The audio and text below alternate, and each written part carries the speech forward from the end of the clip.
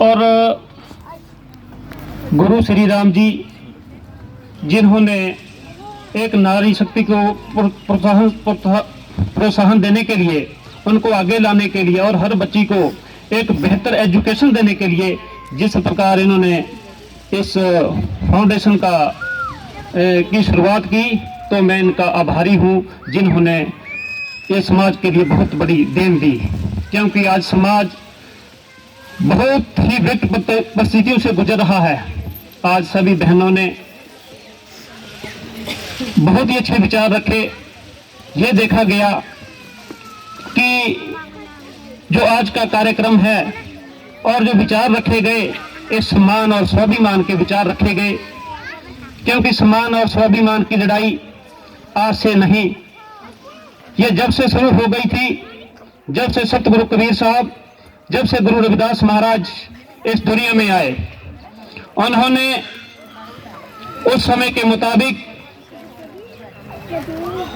जो राजशाही व्यवस्था थी और देश के अंदर एक ऐसी व्यवस्था जो आज हम लोगों को लीड रही है। आप देख रहे हैं पूरे देश के अंदर किस प्रकार का माहौल रहता है, परंतु किसी भी समाज को ऊपर उठाने के लिए समाज सेवकों का होना बहुत जरूरी है।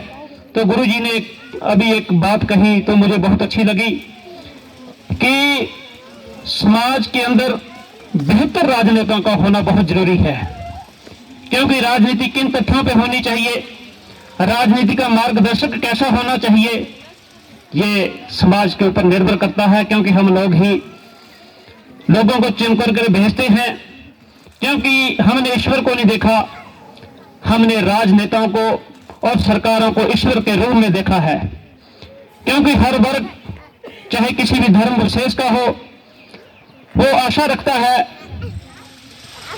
कि हमारा जो मूल अधिकार है, मौलिक अधिकार है, ये सरकारें हमें देगी। परंतु सरकारों का निर्माण कौन करता है?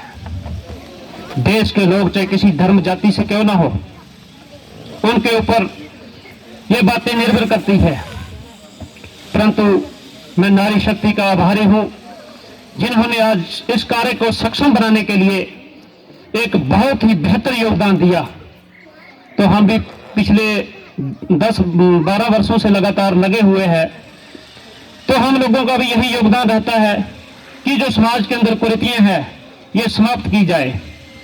ये बगैर सम्मान और स्वाभिमान के बगैर, जब आपके अंदर वो चीज नहीं आएगी सम्मान और स्वाभिमान की, तब तक आप लोग इसको समाप्त नहीं कर सकते। क्योंकि अगर जुल्म की बात देखें, जब किसी माता के ऊपर, बहन के ऊपर या किसी भी विशेष जाति की औरत के ऊपर जुल्म होता है तो कोई जाति नहीं देखी जाती। वो मानसिकतावादी लोग ऐसे जुल्म करते हैं, उनको किस हिसाब से हमें जवाब देना है, समाज को जवाब देना है, ये हमारे ऊपर निर्भर करता है। क्योंकि जिस देश की लोकतांत्रिक व्यवस्था मजबूत ना हो, विचारधारा मजबूत ना हो, तो समझ लेना कि कोई एक जाति की बात नहीं, एक धर्म की बात नहीं। वो लोकतंत्र में ऐसी मानसिकता वाले लोग कभी भी किसी के लिए भी कोई भी विडंबना आपके सामने पेश कर सकते हैं। तो हमने एक बेहतर एजुकेटेड होने के नाते बेहतर समाज का निर्माण करना है। अगर हम समाज का निर्माण नहीं कर सकते तो समझो हमारे पढ़े लिखे होने का कोई फायदा नहीं। तो जब हमारे कार्यक्रम होते थे, कई मिनिस्टरों से भी हमारी बात होती थी, तो लेकिन हमने देखा जिन मिनिस्टरों की समाज के कार्यक्रम में आने से टांगे कांपे, तो उनसे उम्मीद भी क्या रखी जा सकती है। अगर मैं थोड़ा सा 2 मिनट ले लूंगा, शायद माफ करना, क्योंकि कई बार बात लंबी चल जाती है।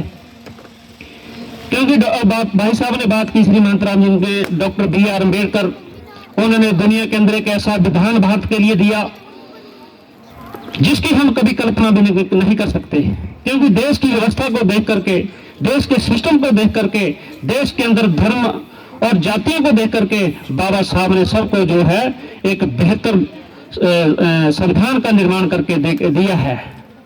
इसलिए हम लोगों को चाहिए कि बाबा साहब ने जो हमें मार्ग दिया, जिसकी बदौलत आज हम हैं, तो उनका सम्मान करना हमारा फर्ज है। तो इसलिए सूझवान होना बहुत जरूरी है, अपने अंदर सम्मान और स्वाभिमान को जगाना बहुत जरूरी है। अगर ये बातें हमारे जीवन में निर्धारित नहीं होती तो हमारा जीवन भी उस प्रकार का नहीं रहता, हम वैसे के वैसे ही रह जाते हैं। और जो देश की व्यवस्था है वो तो पहले ही चाहती है कि ये लोग जो है, जो पहले समय था वैसे ही बने। और मैं आपको एक बात स्पष्ट कर देना चाहता हूं, कई बार कहते हैं कि जो आरक्षण है ये सही नहीं है, आरक्षण कोई भीख नहीं है। आरक्षण आपका एक सामाजिक प्रतिनिधित्व आपका अधिकार है।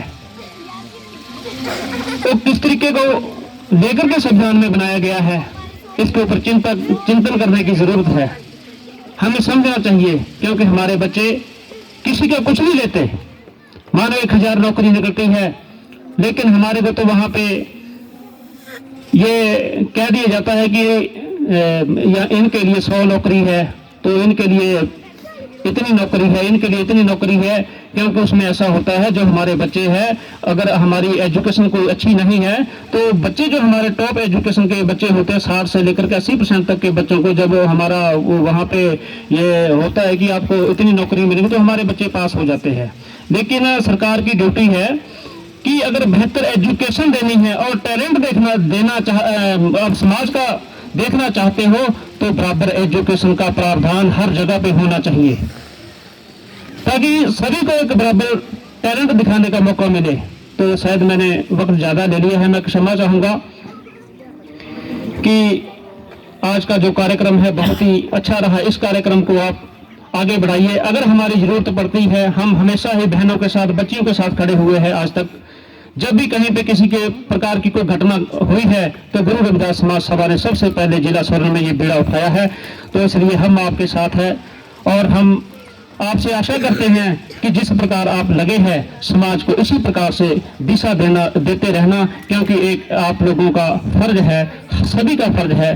क्योंकि एक परिवार के साथ कंधे के साथ कंधा मिलाकर के चलने का जो हर किसी का फर्ज है, चाहे कोई माता है, बहन है, चाहे कोई भाई है, एक दूसरे को समझने की कोशिश करें, ताकि जो है हम सबका जीवन अच्छा बन सके और हम अपने लक्ष्य में कामयाब हो सके। तो मैं आप जो यहाँ की संस्था है, मैं बहुत बहुत आभारी हूँ कि आपने आज अंतर्राष्ट्रीय महिला दिवस के ऊपर जो कार्यक्रम किया। आप बधाई के पात्र है। अगर मेरे से कोई गलती हुई हो, मैं बहनों से और यहाँ की निजी संस्था से माफी चाहता हूँ। आप सबका बहुत बहुत धन्यवाद।